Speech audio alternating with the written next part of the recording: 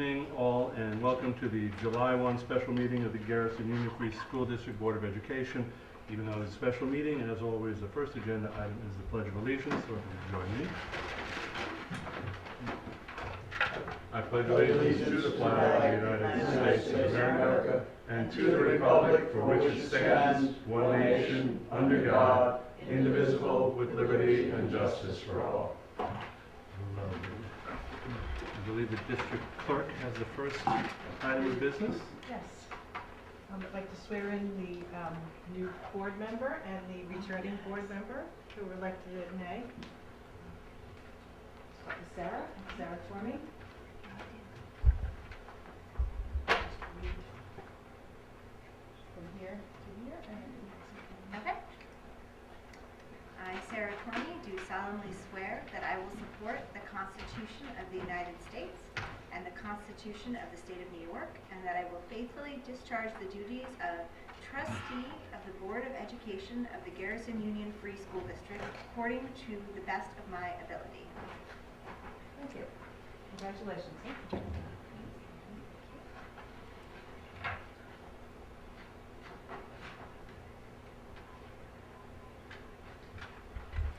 There you are. Well done and welcome aboard, Sarah.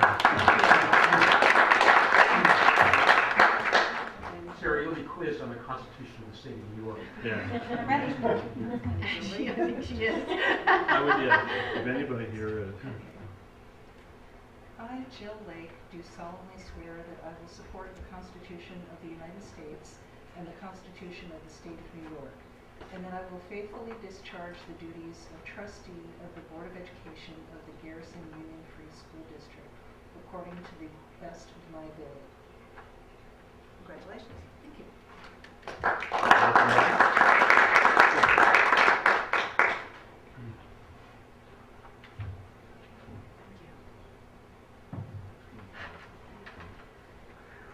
Lovely. Thank you very much, Beth. Laura, how do you want to stage, so to speak, the PISA project update? Well, we have Garrett, our engineer and architect, and Jason, financial advisor, and they're prepared to begin with talking about option A and option B and financial updates. Good. Gentlemen, floor is yours.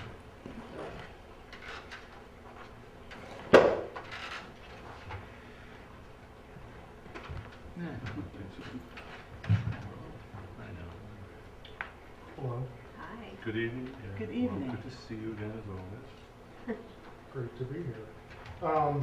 So, I want to start this presentation like I started the last presentation, reflecting on this is our 5th year of planning in this project. I tallied it up. We have done 6 board meetings about the project, 12 facility committee meetings, 2 faculty staff meetings. They were interesting. Playground meetings, did a staff survey. We did a career day, 3 task force meetings, community task force meetings, 4 public walkthroughs of the building showing its needs, and 3 public forums. So I've said this before, but if anybody ever says that you haven't done your homework or your due diligence in getting ready for this project, they are not correct.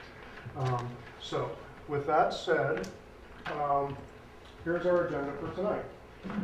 We're going to talk about the timeline. This is a very similar presentation that I gave to you at the last board meeting with some key changes, and I'll talk about those along the way. Seeker update, project scope, that's where the key changes. We've got numbers, and we have 2 options for the board to consider tonight. Project financials, Jason Schwartz will talk about the numbers for the project and then next steps. So here's the timeline that we've seen all along. There's a lot of things going on at the beginning here. In this early stage, we are right here on the verge of the board authorizing a project to be taken out to the voters. This little gap here is an important gap because it's one about promoting the project to the voters. Now, you can't ask people to vote yes on a capital project, but you can ask people to vote, and you can interpret the project deeply to them so that they understand what's in it and the needs. So this is going to be a really important phase coming up for us. So in terms of dates, We are ready to present a board resolution to the board on July 10th. Tonight, we need a decision. We need to know which project you choose to put forth, and then we'll get that ready for you for the 10th of July. The voter referendum on the 24th of September. Design would go through, would start right away, so October through the summer of 2020. SED review starting in the summer of 2020, and we're scheduling it to run through the first quarter of 2021, so January, February 2021. I will tell you SED review times are short at this point, which is a really good thing. So we could potentially see project approval earlier than that, but that's what these two asterisks are about. We can't control that. Bidding an award in the spring of 2020, which seems like eons away, and then construction summer 2021. Actually, I think I misspoke. Bidding an award spring of 2021, and then construction summer of 2021 through the fall of 2022. So 2 summers of construction. Actually, you know what? Before we leave the schedule slide, any questions on that? Are we all clear? Good? Okay, great. So, seeker update. State Environmental Quality Review Act. It's a requirement that that you go through this process. We've worked with your attorneys. It is a specific type that is unlisted action. We did an environmental assessment form, a coordinated review. We sent out letters. Actually, the attorney sent out a letter to the SED. The 30-day waiting period is up because it was sent on May 30th. So you are now clear to take action on a negative declaration on July 10th. Basically, the negative declaration says this project will not negatively harm the environment, including the historic nature of this building. Any questions on seeker? One thing I should remind you of, we did take the project to the State Historic Preservation Office, SHPO, for their review. They understand the work that's going to happen out front in particular as it kind of relates to the historic portion of the building, and they were fine with the work that we are envisioning. So here's the project scope. The scope is exactly the same as I showed you last time, but now you'll see there's 2 columns, column A and column B, options A and options B, or option B. And the numbers are updated. So last time we got together, we didn't have final numbers to show you. These numbers are now based on our work with Turner Construction, whom I really want to thank. They donated a lot of effort and time and investment into this project, and Peter Daverin really went above and beyond the call of duty to help the district out in terms of both budgeting and then also in terms of evaluating heating systems together with us. So I want to make a point of saying thank you to them. I won't spend a whole lot of time going through the scope of the project because I think we've done it many times, unless there are any questions about the actual items. I'll talk about the budgets in a second, but are there any questions on scope items? The one thing, no questions? Good. The one thing I do want to say is, and Alex reminded me of this afternoon, is that we've had a lot of conversations about heating systems for this building, but there are other areas of this project that are really critical, dire need kind of scope items that need to be addressed. The bathrooms, the abatement, the phone system, the security system. All of those things are really important parts of this project, and I don't want us all to lose sight of that because we've been so focused on the heating system question. So the 5th line down is heating system replacement. Option A is the same heating system replacement that we brought forward to the board in January. So I'm going to take a minute and just describe it for you. Okay? It's a high efficiency hot water unit ventilator system. It reuses the boilers that you have in the building now, relies on fossil fuel to heat water, sends it to the classrooms, and heats the rooms. In addition to that, in the elementary school, it would allow for cooling those classrooms too. So the unit ventilators in the room would have what's called a DX cooling coil that would allow the elementary school classrooms to be cooled as well.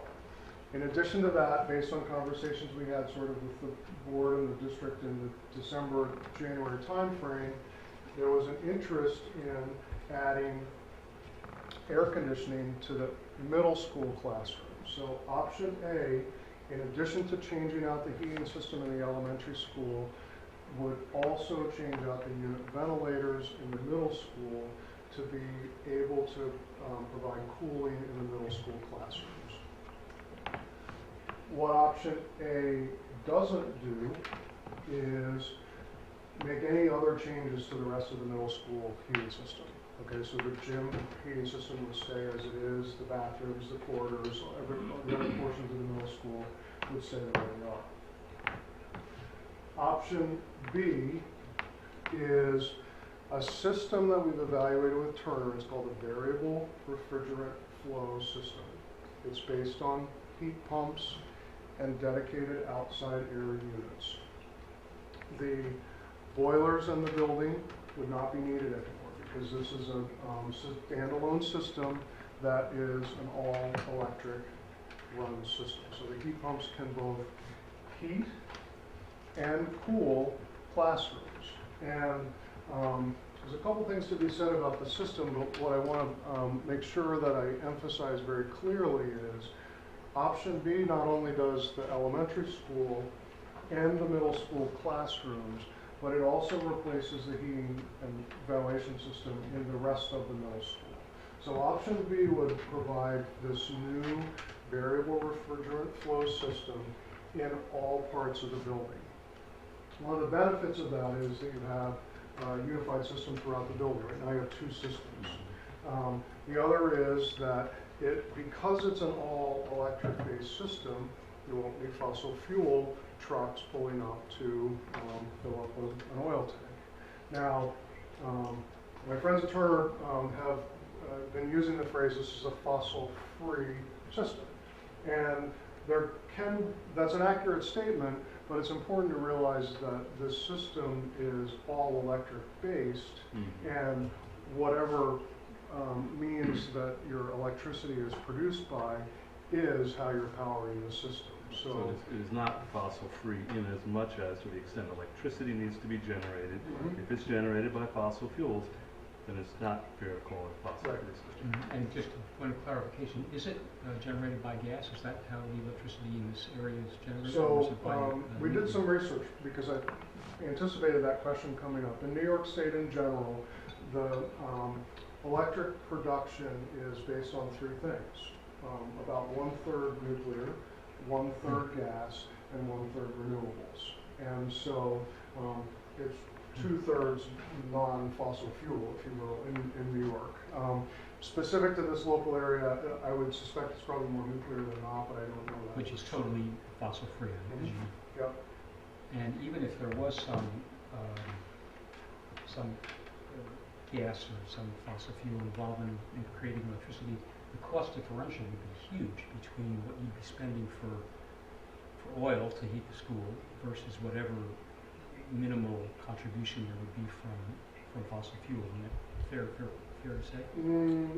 David, are you talking about fossil fuel created by the New York State electric grid? What I'm saying is that the cost of creating the electric that we would be using for the school would be a small fraction of whatever the cost of fossil fuel would be for the option A.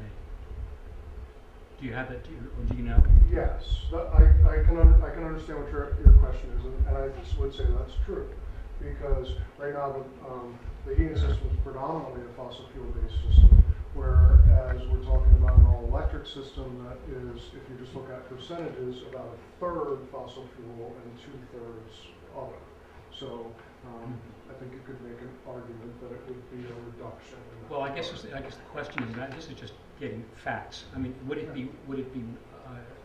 this option B simply be 2/3 less expensive in terms of use of fossil fuels, or would it be even more than that? Well, that's a very hard question because you start to get into paybacks and what's less Of course. expensive or more expensive. And at this point, But we really- paybacks are an important point, Yeah. right? What we do know for sure is that option B system is more energy efficient than a unit ventilator system by about 20%, based on Turner's calculations, which we reviewed and we're comfortable with them. So the option B not only moves you to an electric-based system, but it's a more energy efficient system.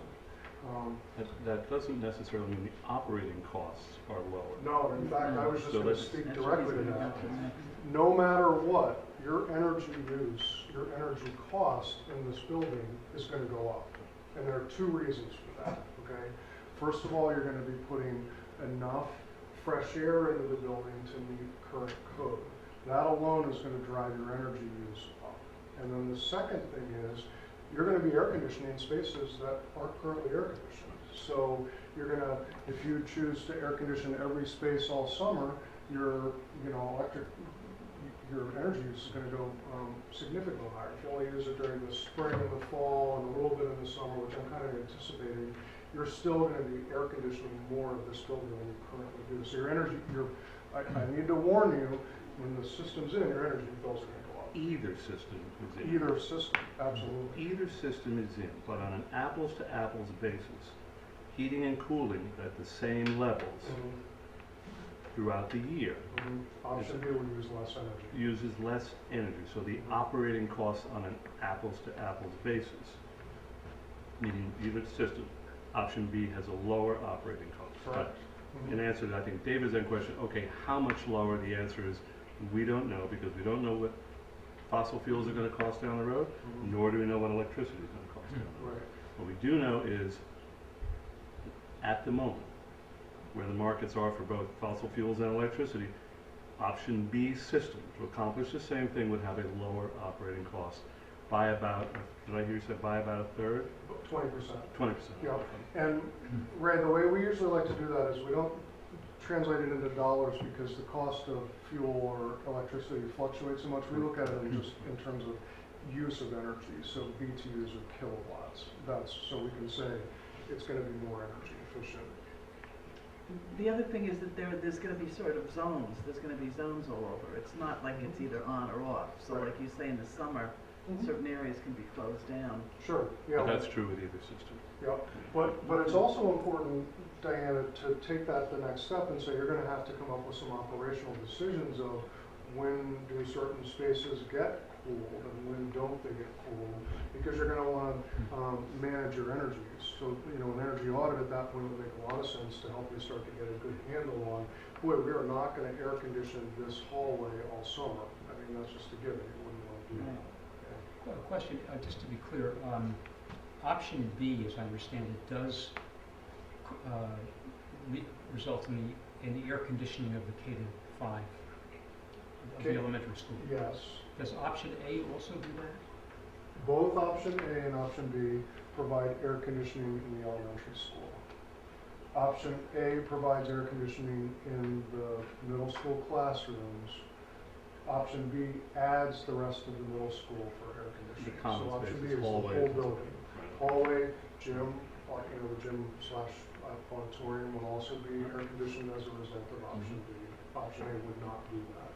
Okay, A Sarah? question. Yeah. The option B would allow down the road to potentially use solar as well. Yeah, good Is point. that correct? Yep, exactly. So the next slide actually talks about a lot of these comparisons. And you're exactly right that the variable refrigerant flow system could be supported, could be run by a solar field. It would have to be a big solar field. Where would it go? How Okay. big is it going to be? It's definitely going to be bigger than what fits on your gym roof, which is your most prominent location for solar. So those questions will need to be vetted, but the thing to realize is in the variable refrigerant flow system, it's a beautiful marriage between that kind of system and a solar array, because if you were to do that, then you would truly be, you know, generating your own, all your own energy for use in the building. It'd be But either way, fantastic. you could still use whatever solar you could generate on the premises to offset the cost of the, so it Correct. wouldn't have to be 100% offset. Yep. Yep. And you could also buy electricity that was certified to not have that component. And we've had that conversation, well, That's what does that do that's to the market? displacement. Exactly. But you're right, it doesn't have to be 100%, it could just be an augment to it. Before you move on from the previous slide, I had one question. Yeah, back up. Yeah. And this is more just because I'm new to this, and for the facilities committee, I'm wondering if there was ever any discussion about removing any of the other items in order to offset the cost of perhaps an option B? Or do they all feel that all those items are required and necessary by the teachers? I'm just curious, 'cause I was, Yeah, we're really kind of down to the bones. There was more that we wanted. I remember some of the early Yeah, discussions, there but was this quite a few things is that we all wanted. necessary. Yeah. But this is necessary. There's no icing in this, Yeah. in this at all. This is really true needs in the building. You know, let's just, you know, roof replacement, finishes in the classroom, the bathroom renovations, some fire detection upgrades, plumbing upgrades, main entrance security, video surveillance, new phone system. These are not, you know, pie in the sky. These are nuts and bolts. And the ADA one also, I think you said once you're redoing something like this, you have to put that in, so. Yep. Triggers and And things things. like the playground enhancements, that includes more than just structures on the playground. That also, from my recollection of earlier meetings, that includes leveling of some fields and some actual groundwork in that. So, no, Sarah, that's actually a straight up allowance, Just okay? for That's equipment. $150,000 budgeted for playground improvements. And so, that'll be a design meeting conversation about, okay, how do you wanna spend the $150,000? And Okay. as the playground committee knows, $150,000 goes like, you know, that kind of thing. Yeah.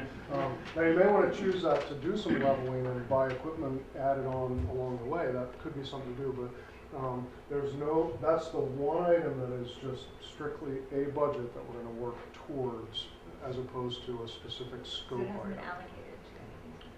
Nothing in Understood, thank particular. Yep, exactly. Yeah. Mike, feel free. My question is between option A and B. Option A, you're not including switchgear, which switchgear is for more electrical needs.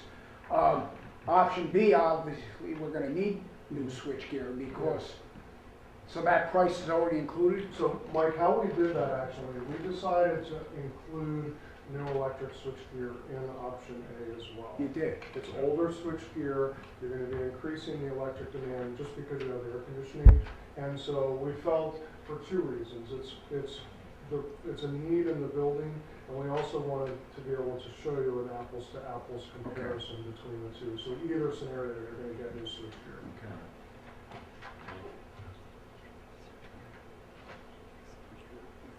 So the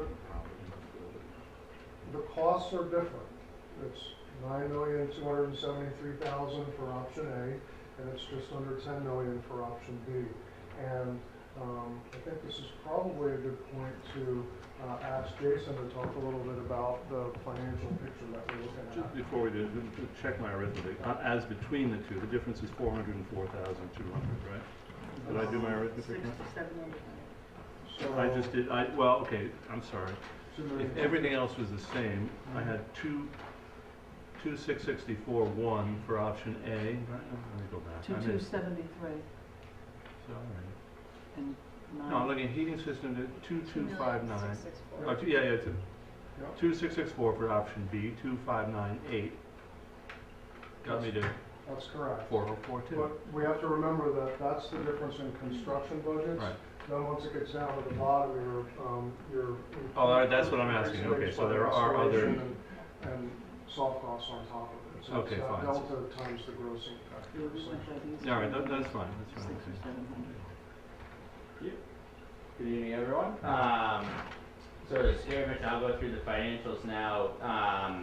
One key thing before we get into the actual updated financials, just as a reminder, because you won't see it on the summary page at all necessarily, but it is in the full report. We have a full financial report that was uploaded to board docs. It's about 19 pages with some appendices. Just as a reminder, I know it's been discussed at all the previous meetings as well, but you have some old debt from your 1999 project that's rolling off. The final payment on that is in June of 2021, and that timing still works out pretty well, because going back to one of the slides Garrett had here at the beginning, when we look at the timeline, when we lay out the financial plan, really the ideal time for you to borrow is kind of after you've gone to construction, when the costs really start to ramp up.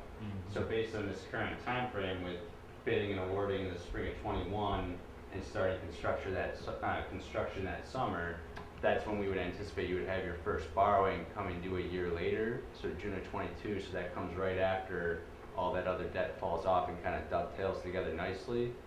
So that's kind of factored into these numbers in the sense of what the tax increase would be, is that you're leveraging the benefit of having this come online at a time when you have some old debt that you've kind of diligently paid off and is going away. So Either way, I agree, the timing still works, but either way, it's no longer a tax neutral right, project. yeah. So we'll get to that. Yep. Yeah, okay. Right. So there is going to be a cost to it, but the cost is at least partially offset by some of that debt going away.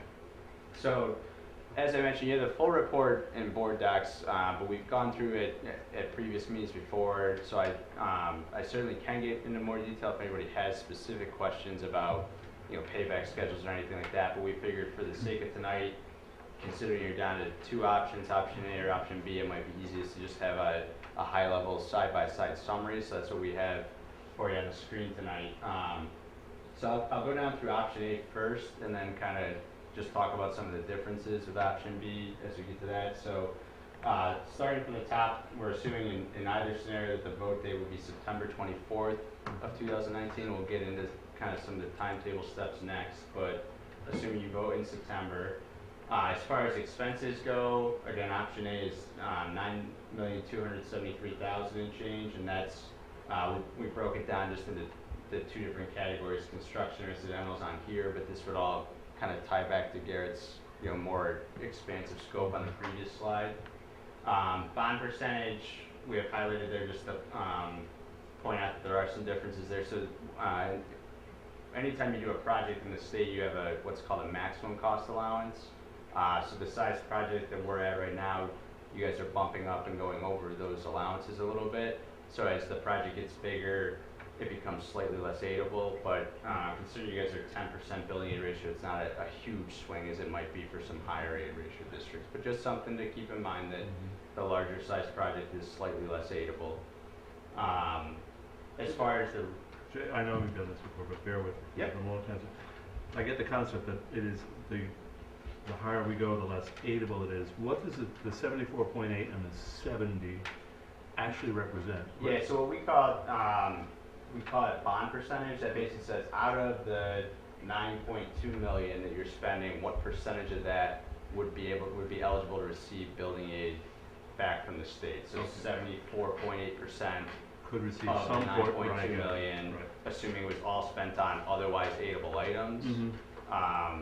Then you would get aid back on 74.8% of those costs, whereas in option B, you would only get aid back on 70% of the 9.9 million.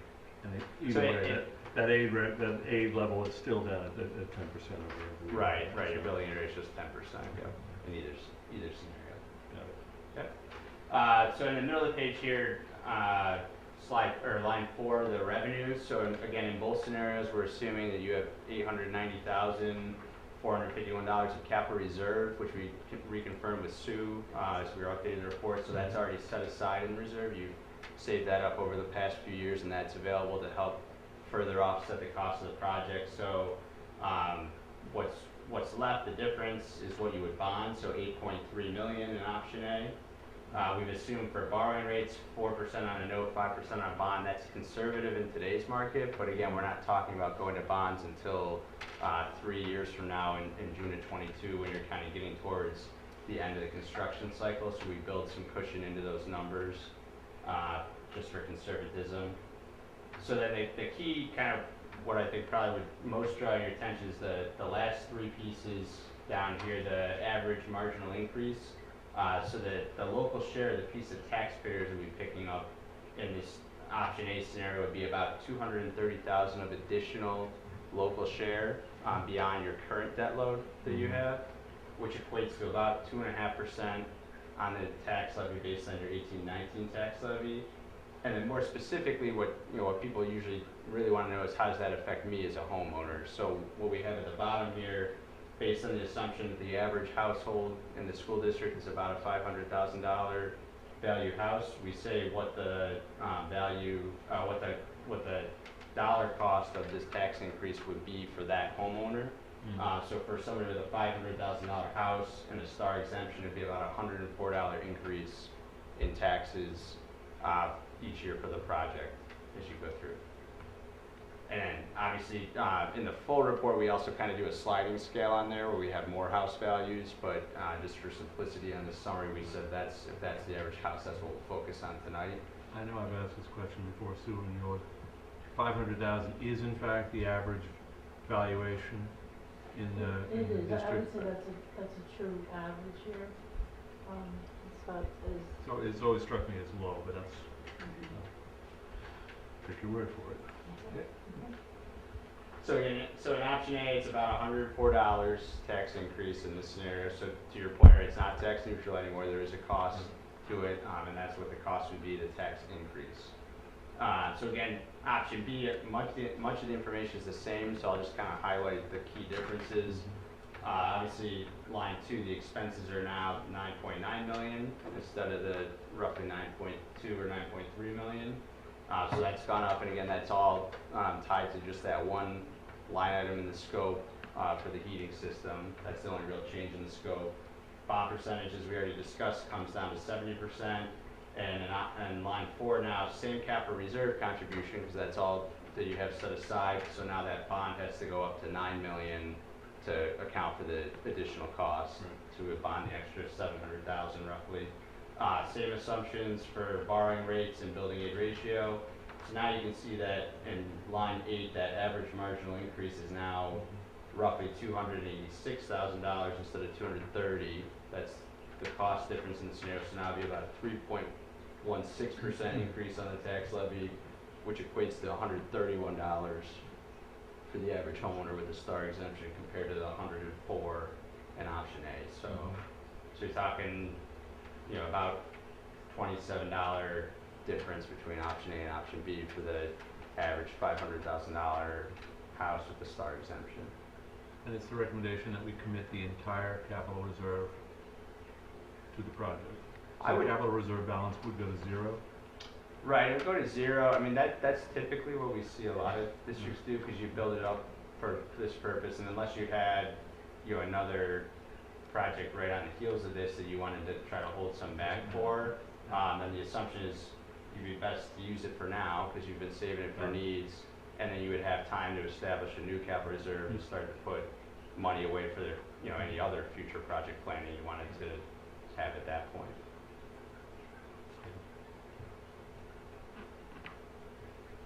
I could see in a scenario where if you were at tax neutral or better, then maybe you say, okay, we only use what we need to get to tax neutral and hold the rest of it back.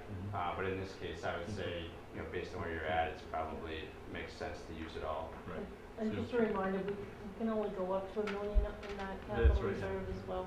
Right. So, Yeah, and it's not like a yo-yo type thing where you just can only have $1 million, and it's once you've funded it, you can't go back. So if you draw down $500,000 now, that doesn't allow you to go put $500,000 more back into. You still need another vote. Got it. At that point to set a higher limit.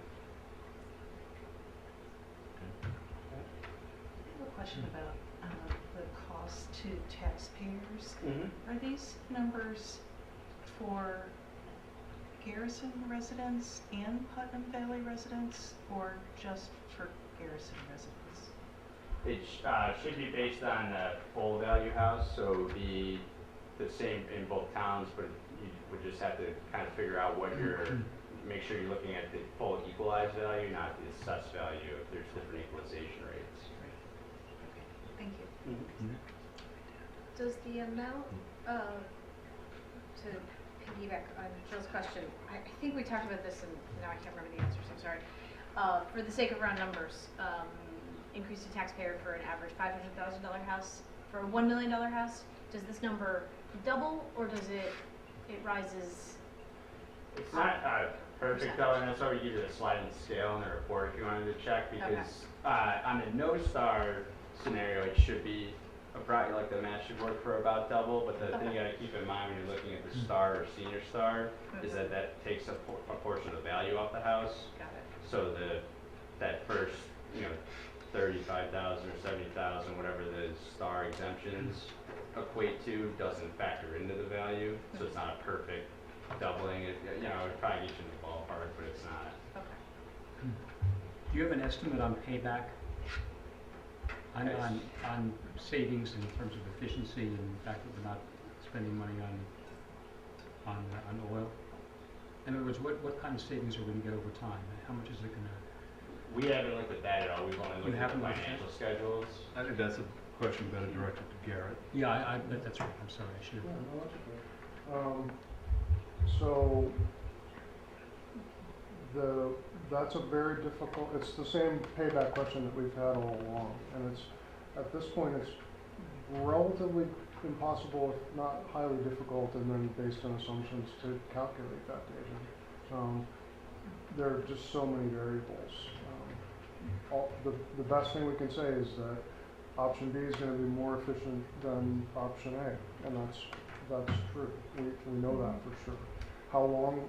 First of all, we did the calculation showing that the systems won't pay back in the life of the system. So this is not about achieving a payback. I know it's not the answer everybody wants to hear, but No, I think Garrett, we're clear. The number of variables that go into calculating a payback, the most important of which is the unpredictability of either fuel source. You do notice there are certain components of the equation that you do know. You know that the cost of financing the incrementally larger amount for option B. So that financing cost is known, and that has to factor into a payback equation. But that's relatively small compared with the big unknown, which is the cost of the various energy sources. We just don't know whether natural gas or oil is going to move one way or another relative to electricity. You can make assumptions, but that's what you're left with. I think the one thing I'd add to all of this is we need to replace the heating system. This isn't a functioning system that you're saying, hey, I'm out to save energy. So you have to replace the heating systems on, it's past its useful life, well past its useful life. Mike, I'm sure you can attest to that. So when you're faced with having to do something or having to do something that's more energy efficient, that's really the basis that you're going to make the decision on. Can you afford to buy the more energy efficient system is really what it comes down to. Jay, I'm sorry if we're going back to Garrett, but I should have asked a couple questions at this time. Two things. You mentioned operating life of the system in the context of a payback. Neither system will pay itself over its operating life. Are we assuming that both systems have roughly the same operating lifetime? And that's about 25 years? Yeah, in terms of useful life. Useful. You can get more life out of it, but from a theoretical calculation, we'd say about 25 years. The other question I have is, we talk a lot, when we've talked about operating costs, the focus has been on what the two different fuel sources are. But there are are there other operating cost considerations that go into it? We have a director of facilities and transportation who's intimately familiar with the system we have and probably more familiar with option A than option B. Are we going to have to hire new help to run option B because it's a brand new system? What's been the experience of other users of the option B system with respect to maintenance and reliability? That's a really good question. Thank you. So I would say first, and I don't want to speak for Mike, you can interrupt me at any time, Mike. I'd say that option B is a system that Mike will need to learn, but it's well within his capabilities and within the capabilities of the majority of directors of facilities in the marketplace. It's You know, you're gonna have to be careful who you pick in the future, when Mike eventually retires in 30 or 40 years, right?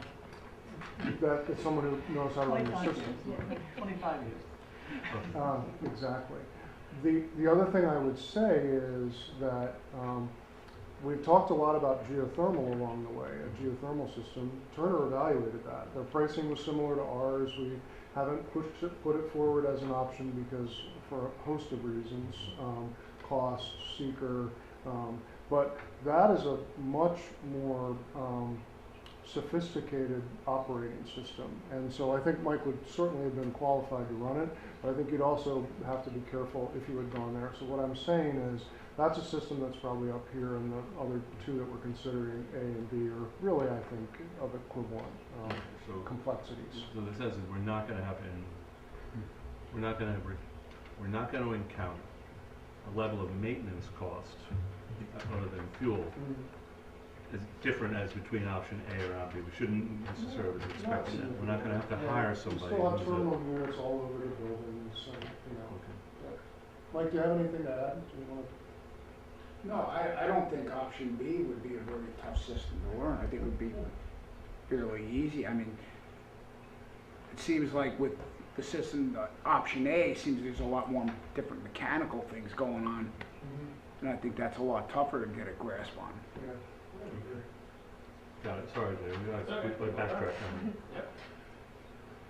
Any other questions on the financial piece, or is that pretty? I have one that I think Sue's already answered, but I'm just gonna ask it again. Yep. Are there any credits that are given for this clean energy from either the state or the government or anything for doing something that's a, I think we've asked that before, and I can't remember. I'm not really sure off the top of my head like that, so, I would have to get Because back to you on by that. virtue of the I mean, nature of the system, are there any more, are the aid levels different, or are there other sources of aid that would impact? The building impact aid, on the building aid level would not be any Not building different, aid they don't level, factor. And it's not as if there's some other source of funding that basically helps underwrite Yeah, I the think in kind a, of energy efficiency I system know- we're I think providing. on household stuff, they would give Households, credits, I know, but I don't know. New York State credits on tax returns and stuff. I'm not sure about schools, it'd be great if they did, I could look into it, but I really don't know the answer to that. There's a whole new legislative package that was just passed by New York State. We ought to know the answer to that question. And, things have changed, in other words, in the last couple of weeks. For schools? Hmm? For schools? I don't know, but I'm saying that Okay. statewide, there's a whole new, it's a good question. I mean, I'm not aware of anything for schools, I know there's Okay. a lot of options for homeowners and small businesses, but I'll look into Yeah, it. and the one thing I'd add too, when we talked about this, the NYSERDA grant money changes over the course of time. And so by the time we get to this project, there may be some NYSERDA money, but it's not something you can factor in Right. at the outset. So if it's available, then of course you're gonna pursue it. Thank you, sorry. Yep. No, you're a little excited. Right, and then the next slide that we have here, just as kind of a refresher on schedule. So not on this slide, but kind of the first step is here we are tonight discussing option A and option B, right? And then the idea would be that you would most likely want to make a choice on option A or option B tonight, so that then we can coordinate that to bond council, because the first kind of key step, and again, this is another document, we have the full document in your board docs if you want to read through all the steps, but we've kind of picked just the key, board level action items here. So right at the top, the first line there is at the upcoming board meeting on July 10th, that you would be taking a few different steps, kind of following along on what Jared mentioned earlier. You'd be adopting your seeker resolution. That's pretty much all squared away at this point. You just have to take that formal step of adopting it. And then the next two pieces, which is where bond council would come in, is that you would call for the vote and then adopt the wording of the proposition that would appear before the public on the vote day. And that's what bond council really needs to know ahead of time is, are we doing option A or option B? Because that will dictate, we'll have to put in there the maximum cost that you can spend, as well as a description of scope. And there, so that's what Connie Cahill, your bond counsel, will be looking for as a result of tonight's meeting, so that she can prepare the appropriate documents for the meeting on the 10th. Then just to run through it real quick, after that board meeting next week, the reason that July 10th day, how we back into that, assuming a September 24th vote date, is because there is a requirement to have a publication in the newspaper 45 to 49 days before the vote. So the July 10th meeting is the last regularly scheduled board meeting that would allow you to get that first publication into the newspapers in that window. So that's the second line here. Public information meetings, obviously you could schedule anytime, the lead up to the vote. Typically it's, the big one would be about a week before the vote. Sure. But you could always have more small group meetings if you wanted to, or anything in between there, and that's all optional. With a lot of districts go that route. And then obviously the key step, the big and exciting step, would be September 24th, actually having the vote and seeing the results of what comes from that. Any questions on those couple steps? Okay, turn it back over to you, Garrett. So next steps. So as Jason said, you really need the board to make a decision. Is it option A or is it option B? And tonight's the night, folks. All right, let me ask a procedural question, because I looked at the agenda. We're going to have to amend the agenda to put an action item on there with a resolution approving this, approving either option A or option B. Is that right? I don't see it I don't see an action item on the agenda. I didn't see it either. So I'm fine with it. I'm fine with doing it. I just want to make sure that Board's gonna vote on something and yes. right. So that procedurally, Yeah. the agenda, what we're doing is reflected in the agenda. So okay. Because we had planned on maybe July 10th would be for this part, but if you're ready to do it this evening, then we would just amend the agenda. But that's never been an option. According to no, bond council needs a decision between now and July 10th so that they can write the resolution that we would approve on the 10th. Right. Tonight, we need to decide which of those two options it is. So no longer time, no more reflection. I think you're exactly right. The board resolution is appropriate at this point. Yeah. So what Well, questions do you have? We talked about this a lot. I'm here to help. What questions do you still need to have answered? My first question, not to belabor the point, is what is the resolution going to say that we're going to approve tonight? Will it be sufficient to say, based on the presentation by Tetra Tech and tonight, the board directs the superintendent to work with bond counsel to prepare a resolution consistent with what has been described as option B in discussions to date? That sounds, that's a question. Throwing it open. Okay, all right, that's. Do we need to list the dollar amount in that, or is that bond? This is, The formal resolution on July 10th will list We'll the. have right, the all of dollar that, amount. this is, so I don't think so, Sarah, but again, it's a good question, when it, not necessarily need to be in the Or to opinion right describe now. the nature of option A and option B. I don't even think we need to do that. Look, Is it during the presentation? it's just, we have to direct bond counsel, superintendent has to direct bond counsel, if you can't write two resolutions. But theoretically they could, but it would be a waste of time. And it would be basically forestalling for 9 days, a decision that we should be prepared to make tonight.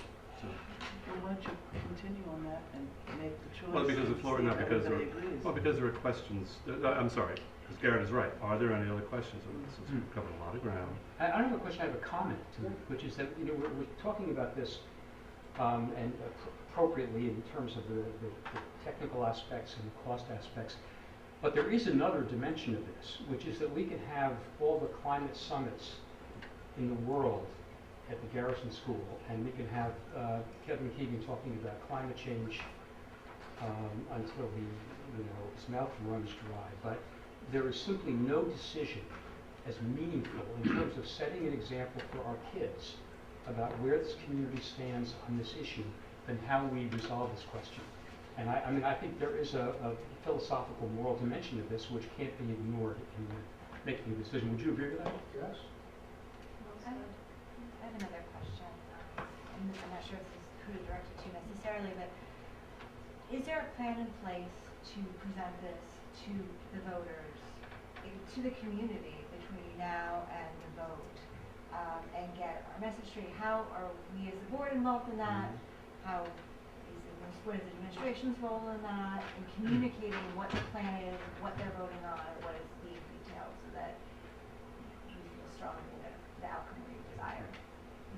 So once we have a decision whether it's option A or B, we have partnered up with BOCES and their public relations. And that's when we start to, when we scope the sequence, we have the costs, we can start creating materials and creating community chats, community forums. We felt like at times we'll take it on the road, wherever that is, whether it's the library or other places in the area, to start informing people and empowering with the information so that they're making an informed decision when they come to the polls. And does the board have a role, or be able, I know we can't tell people how to vote, but can we host an informational session, like a coffee chat with board members? Is that something that we should be prepared to do? Can I answer? Yes. Absolutely. This project will not pass unless you all are part of the process to interpret it to the community. It's crucial. And I can tell you that I spoke to Peter recently about this, and Peter's very willing to make himself available for any further discussion with the community or with the board members of option B. Here's what, look, this decision, the approval of this project is not going to hinge, offer personal opinion. It will not hinge on the difference between option A and option B. On a 9.27 or $9.9 million bond, the difference is 4.3%. Right? That's not what's going to sway people one way or the other.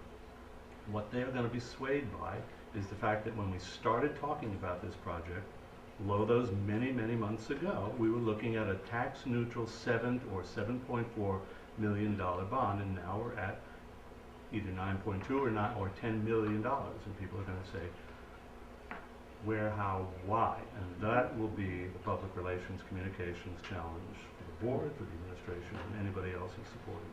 It is not going to turn on whether we have variable flow or option A. And it is. No question, absolutely. So, I think the most difficult question is not going to be about which of those two systems, especially in light of the fact that once you've established that whichever way you go, the current system has to be replaced, right? So the difference is, and I can list all of the benefits of option B. They are manifest as far as I'm concerned. Okay, having a single unified system as opposed to two differential systems would seem to be compelling for my benefit. The operating costs also compelling. I don't need to make moral statements to the kids in order to feel comfortable with the decision. Notwithstanding that it's probably a good thing to do when everyone has the opportunity. But it'll be on how did we get from 7 or 7.4 to 10. So Ray, where does that lead you? I'm fully comfortable with the idea of proposing option B. No, I mean in terms of the problem which you just pointed out. No, I think it becomes a compelling communications challenge. Remember, this is not happening in a vacuum. Right? We are in an environment where our taxpayers have just come to terms with the fact that only $10,000 of their state local taxes are deductible anymore. So they are in this community in particular, they are facing they are facing lower deductions, higher tax bills as a result of federal tax bills. They've also just approved, and it will be coming to terms shortly, with the increases in cost of operating the library. And while that may be incidental to some, it's also quite meaningful to others. So we got a challenge. I also think the library ran an excellent public information campaign about what they were doing, who could look to help us and how we get the word out about what we're doing. Yeah, I would say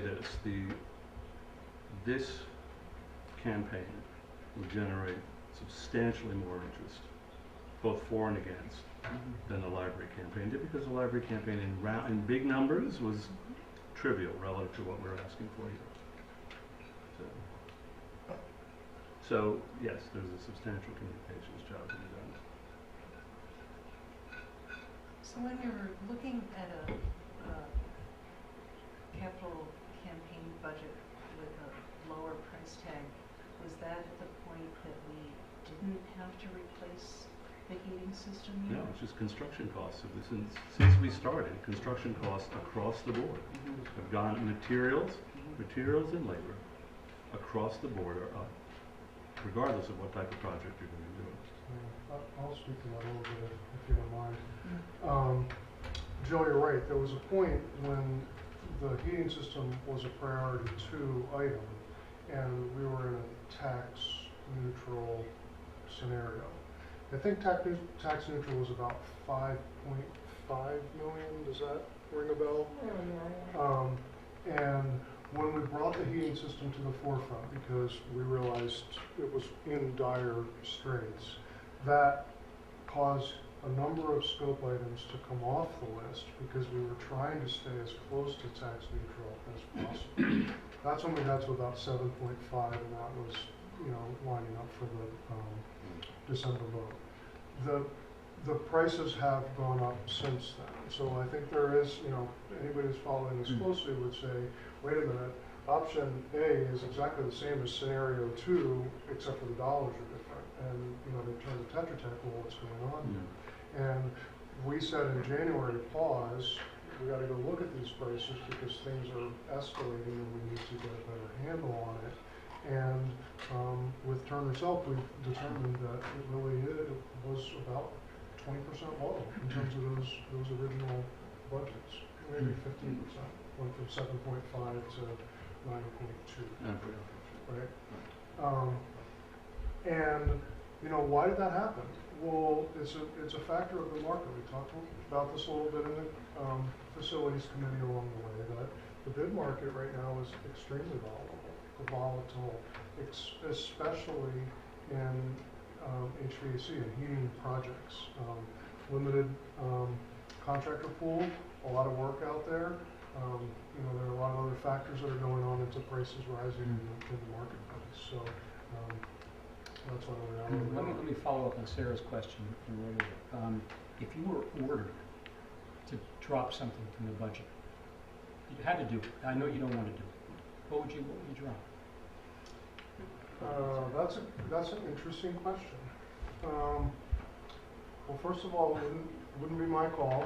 It's for the client. It's an interesting question, but it's really one for the board. It's not Garrison. Well, I That's right. Exactly. But there's not much that you would pare out of here. If you said you have to do a $5.5 million project, you'd have a hard time getting that. No, you can't. The 5.5 million doesn't bear discussion at this point because you can't do what has to be done for $5.5 million. The tax impact numbers were a little lower than I had anticipated when we started to relook at the numbers and Jason started his work. I would have thought they would have been higher based on your low aid ratio. Just my own reaction for sharing. And I know it's real money to the community. Okay, other questions? If not, since we haven't air conditioned the building yet, let me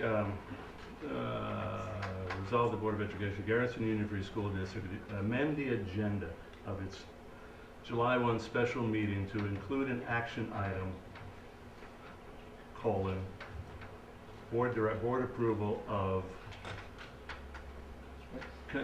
approval of capital project options A or B as described in the Tetra Tech presentation of this night. Second. So moved. All right, all in favor? Aye. No abstentions, no nays. So the agenda has been amended. Do we need anything else before we move to action items? If not, let me try to extemporize a resolution. Resolved that the Board of Education of the Garrison Union Free School District directs the superintendent to work with bond counsel to prepare a resolution to be acted upon at our July 10, 2019 meeting, wherein what? Wherein option B, as described in the Tetra Tech presentation of July 1, is articulated or is, somebody help me here. Option B is identified as the Third. no, it's, what do we, it's, prepare a resolution. Based Come on, I on- was going really well, I was doing good there, guys. Really well. Now is, but now's the substantive Beth part. could read that back. No, she can't, let's not do it. I'll tell you what, we know what we're doing, we're directing the superintendent. to- Based on option B. Right, Based so, on, oh yeah, based on. based on option B, we'll, Based on Beth, option you B. and I can direct the actual resolution. So option B, I'm give me a, So moved. give me a second. Any other comments on this? If not, Public well, comment? what's that? There's no public.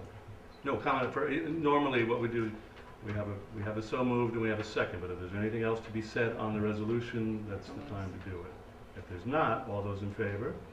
Aye. No abstentions, no nays. Well done, everybody. I think, as I say, I think the arguments as presented, and this system, option B, will get us a unified system as opposed to operating two systems.